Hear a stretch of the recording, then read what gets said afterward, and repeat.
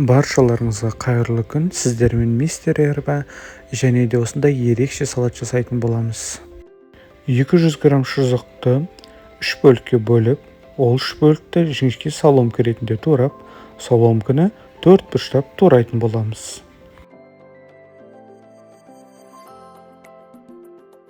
Шұжығымызды турап болғаннан кейін тәрелкеге орналастырып, оның бәрін бір жерге жинақтайтын боламыз.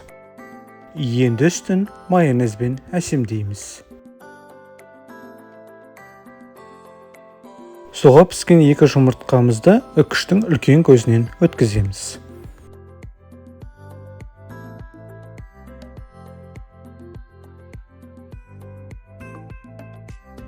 Үкіштен өткен жұмыртқамызды шұжығымыздың бетіне саламыз.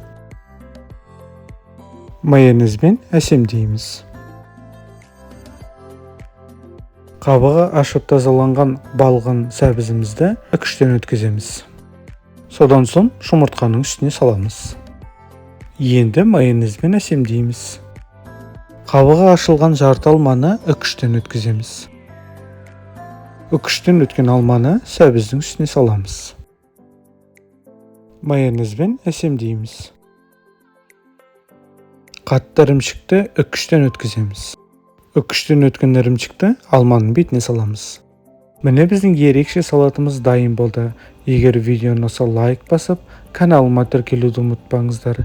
Және де жаңа видеолар жіберіп алмас үшін қоңырау батырмасын басыңыздар. Астарыңыз дәмді болсын.